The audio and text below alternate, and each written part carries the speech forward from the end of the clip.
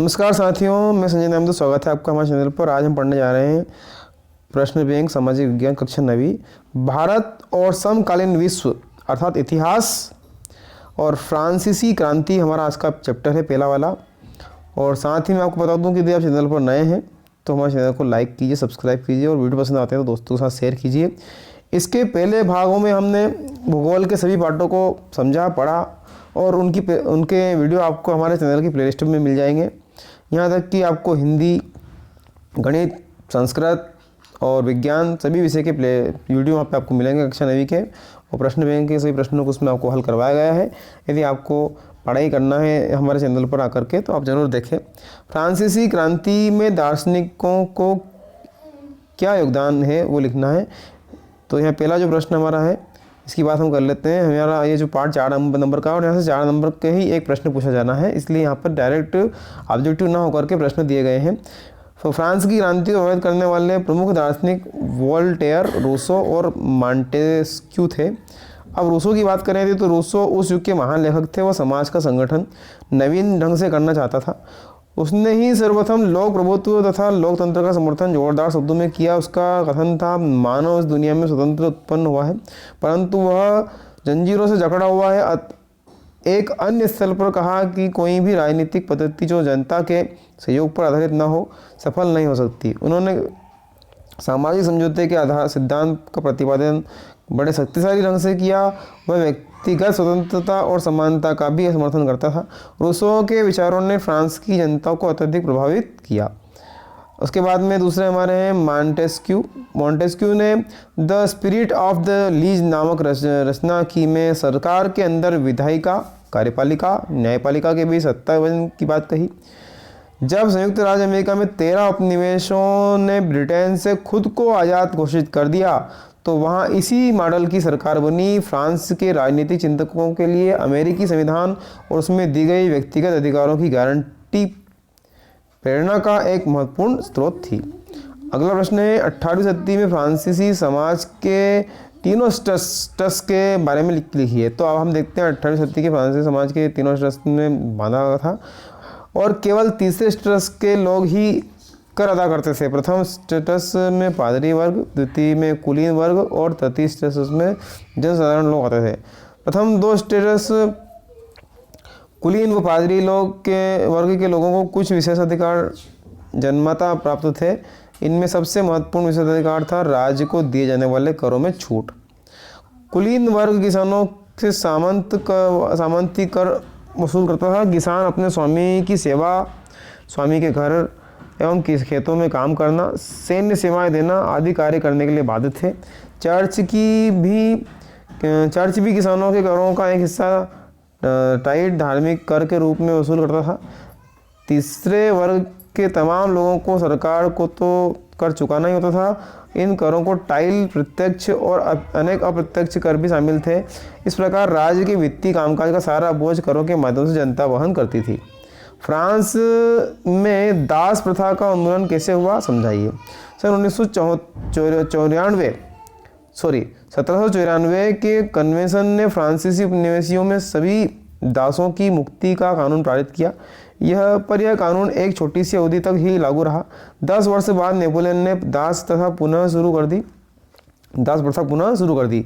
बागान मालिकों को अपने आर्थिक हित साधने के लिए फ्रांसीसी निग्रो लोगों को गुलाम बनाने की स्वतंत्रता मिल गई और फ्रांसीसी उपनिवेशों से अंतिम रूप में दास प्रथा का उन्मूलन 1848 में किया गया। अगला प्रश्न है, फ्रांसीसी क्रांति के परिणाम लिखिए। तो फ्रांसीसी क्रांति के अनेक महत्वपूर्ण परिणाम निकले हैं, जिनमें सामंतवाद का अंत, शासन व्यवस्था में सुधार, निरंकुश स्वराज तंत्र की समाप्ति, नवनी अर्थतंत्रीय व्यवस्था की स्थापना, समानता और स्वतंत्रता के विचारों का प्रसार और फ्रांस का एक राष्ट्र के रूप में उदय, मताधिकार का विस्तार, गणतंत्रीय आदर्श की स्थापना। क्रांति के परिणाम स्वरूप फ्रांस में सामंतवाद समाप्त हो गया। सामंती शासन के प्रायः सभी नियमों को रद्द कर दिया गया। इस क्रांति के निरंकुश राजतंत्र को सदैव के लिए समाप्त कर दिया गया। लुई 16वें तथा उनकी रानी को उनके कुकृत्यों के दंड स्वरूप दे दी गई। उस क्रांति ने फ्रांस को एक गौरवशाली राष्ट्र का रूप दे दिया। प्रभुसत्ता अब फ्रांस की जनता में निहित हो गया। फ्रांसीसी क्रांति को राजनीतिकरण के लिए कारण लिखिए। तो फ्रांसीसी क्रांति के राजनीतिकरण के जो कारण है, राजा की निरंकुशता, राष्ट्रीय सभा में के अधिवेशन को न बुलाना, राज्य कर्मचारियों की निरंकुशता, सेना में असंतोष और अव्यवस्थित शासन। फ्रांस का शासन लुई 16वां एक निरंकुश शासक था। शासन के कार्यों में उसका मन नहीं लगता था। शासन की समस्त शांति राजा में केंद्रित थी। राजा अपने कुपात्रों की को जो थे प्रजा के, और प्रजा में दमन शोषण की पूरी छूट दे रखी थी। राजा सैनिकों से बहुत कम वेतन देता था और फ्रांस की शासन व्यवस्था पूर्णतः भ्रष्ट, अव्यवस्थित तथा दोषपूर्ण थी। अगला प्रश्न है, फ्रांसीसी समाज की महिलाओं का कैसा जीवन था, उनका जीवन कैसा था, हमको ये बताना है। तो फ्रांसीसी जो महिलाएं हैं, महिलाएं शुरू से ही फ्रांसीसी समाज में इतने अहम परिवर्तन लाने वाली गतिविधियों में सक्रिय रूप से शामिल थी। तीसरे वर्ग की अधिकांश महिलाएं जीविका निर्वहन के लिए काम करती थी। अधिकांश महिलाओं के पास पढ़ाई लिखाई तथा व्यवसायिक प्रशिक्षण के मौके नहीं थे। ये मौके प्रथम व द्वितीय वर्ग की महिलाओं को प्राप्त थे। कामकाजी महिलाओं को अपने परिवार का पालन पोषण भी करना पड़ता था और महिलाओं की मजदूरी पुरुषों की तुलना में कम थी। महिलाओं ने अपने हितों की हिमायत करने और उन पर चर्चा करने के लिए खुद की राजनीतिक क्लब और अखबार शुरू किए। ओलंप डे गूंज द्वारा तैयार घोषणा पत्र में उल्लेखित मूल अधिकार क्या थे? तो अधिकार निम्न है। औरत का जन्म लेना स्वतंत्र है और उसे पुरुष के समान अधिकार प्राप्त हैं। सभी राजनीतिक संगठनों का लक्ष्य पुरुष और महिलाओं के निसंगि अधिकारों को संरक्षित करना। ये अधिकार निम्न है: स्वतंत्रता, संपत्ति सुरक्षा और आगे बढ़कर शोषण के प्रतिरोध का अधिकार।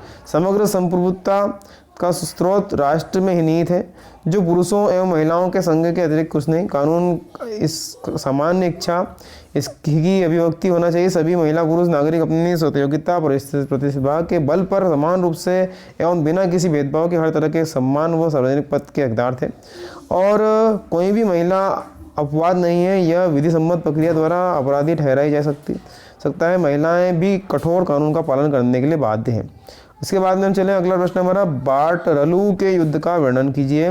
1804 में नेपोलियन बोनापार्ट ने खुद को फ्रांस का सम्राट घोषित कर दिया। उसने पड़ोस के यूरोपीय देशों की विजय यात्रा शुरू कर दी। पुराने राजवंशों को हटाकर उसके नए साम्राज्य बागाएं और उसकी बागडोर अपने खानदान के लोगों के हाथ में दे दी।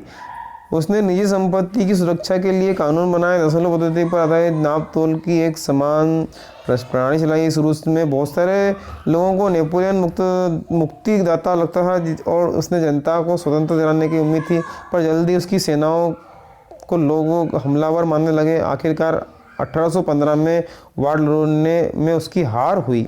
नेपोलियन के उदय को कैसा समझा जा सकता है? अंतिम प्रश्न है। 1795 में राजतंत्र में के समर्थन तथा असंतुष्ट गणतंत्रवादियों ने एक संगठित होकर कन्वेंशन पर आक्रामक कर दिया। कन्वेंशन की रक्षा का भार नेपोलियन पर डाला गया। इस समय से ही वह फ्रांस की राज्य क्रांति के मंच पर चमका। कन्वेंशन ने इससे प्रसन्न होकर उसे फ्रांस की सेना का प्रधान सेनापति नियुक्त कर दिया। इस प्रकार फ्रांस की क्रांतिकारी सेना की बागडोर अब उसके हाथ में आ गई। वह फ्रांस का सबसे शक्तिशाली व्यक्ति बन गया। 1804 में नेपोलियन बोनापार्ट ने खुद को फ्रांस का सम्राट घोषित कर दिया। उसने पड़ोस के यूरोपीय देशों में विजय यात्रा शुरू की। पुराने राजवंश को हटाकर उसने अपने राज साम्राज्य का बनाए। उनकी बागडोर अपने खानदान के लोगों के हाथ में दे दी। नेपोलियन खुद को यूरोप के आधुनिकीकरण का अग्रदूत मानता था। उसने निजी संपत्ति की सुरक्षा के नए कानून बनाए और दशमलव पद्धति पर आधारित नाप तोल की एक समान प्रणाली चलाई। साथियों, इस प्रकार से हमारा आज का अंक समाप्त होता है।